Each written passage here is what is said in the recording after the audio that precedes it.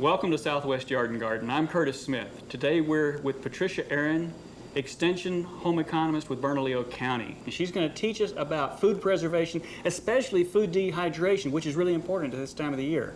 Patricia, what do we need to know to dehydrate our food? Well, the first thing we're going to do is we're going to wash our hands. And I want to show you how to wash your hands. Anytime that you handle food, always wash your hands before. And that will help make a food-safe product for everyone. Is there a special way to wash your hands? There sure is, and I'm going to show it to you. Well, let's learn. Okay.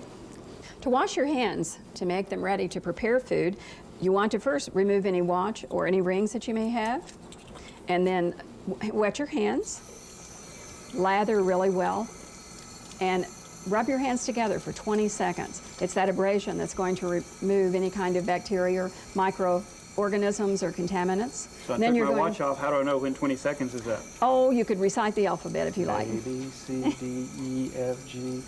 Now you want to rinse them really good, rinse them thoroughly, here? and dry them on a clean towel so you don't recontaminate.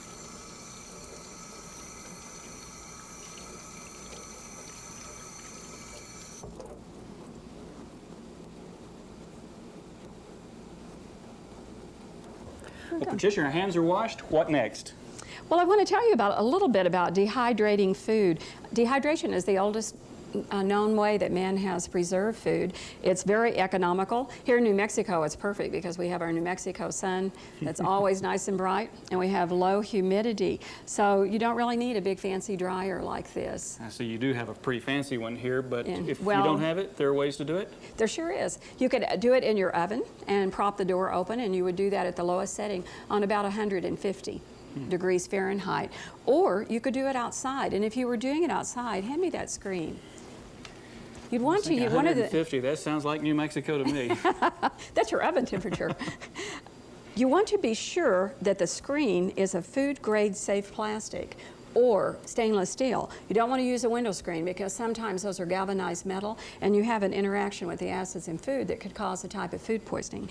What you would do is put the food on the plastic screening, set it outdoors. You want it in the hottest sun. So in New Mexico, it would be out by 9 and then in by 6. You would cover it with cheesecloth to prevent insects from landing on it. And then after the food is dry, then you want to freeze it for at least 72 hours for 3 days, and that will kill all the insect eggs so they don't hatch out.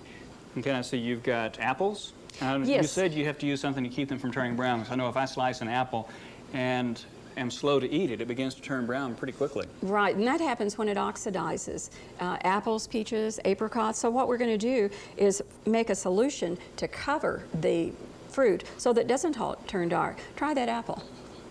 You're going to get full here by the time, I'm going to enjoy by the time this. we finish. That's good. Isn't that good? I love dried apples. Yeah, dried apples don't stick around very long at my house. The children really like them. And you've got, my favorite of all favorites there. Are the apricots. That's it. Yeah, isn't that a beautiful apricot? We had lots of apricots in the Albuquerque area.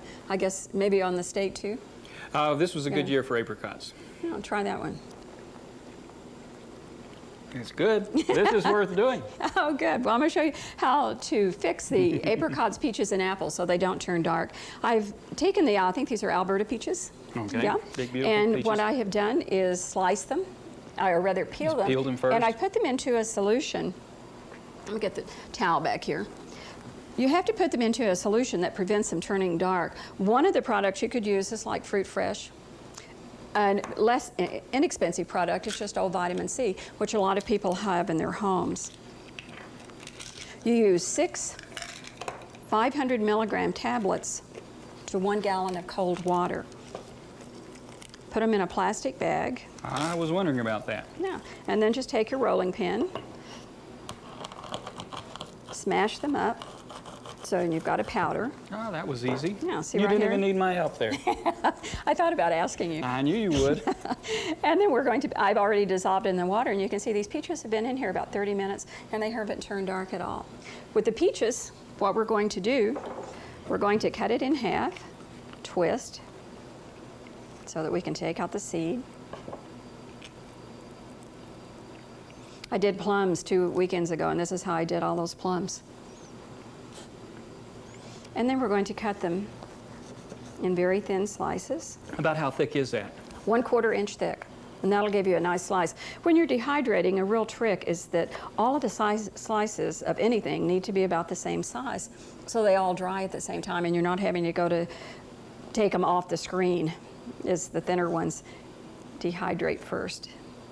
You put them back into the ascorbic Because acid. we want to what the ascorbic acid is doing is just coating it so that it's an antioxidant and it's not going to turn brown. There's no problem with the browning in food safety, but it's not very appetizing. Certainly not, doesn't look very good. Okay, Curtis, let's take these out now and we'll drain these in the bowl, and then I'm going to have you place them on the screen. And then they'll be ready to go into the dehydrator or to go outside. And they need to be left 2 to 3 minutes. You don't need to soak them, you're just wanting to cover them in that antioxidant. Now we Drying. go to the much longer process. Of drying. Or the easy one, putting it on the screen. Now you have to leave space between each one. Yes, because you want that airflow so that it's going to dry very nicely. I'll leave room in case we do something else here, because you've got a big screen. Those are beautiful peaches, aren't they? Yes. I'll put this one back in. They'll be tasty after they're dried, too.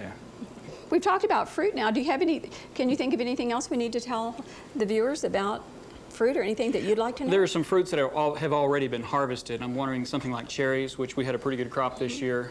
You've got the apricots here. The apples are coming in shortly. You've got cantaloupe. Do other melons dehydrate as well? I've tried drying watermelon, and watermelon has so much water, and it shrinks up to a very small piece, and it's almost sugar. I like So that. you would like the watermelon then. I've done honeydew, and honeydew has about the same consistency as the cantaloupe. So the honeydew and the cantaloupe are probably the better melons for dehydration. But what do you do with these things once you finish dehydrating them? Put them into freezer baggies. Now, do you have to freeze them after this? You said... Depending on the length of time that you want to store them, if you wanted to store them for a year or so, then I would put them in the freezer just to have an optimum quality product. You don't have to. They could be stored in a cool, dry place, about 50 degrees Fahrenheit.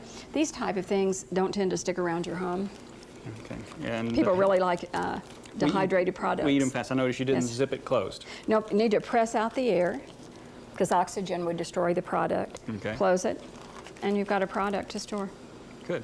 And I know there's lots more to this. How could someone get more information if they wanted to learn more about this?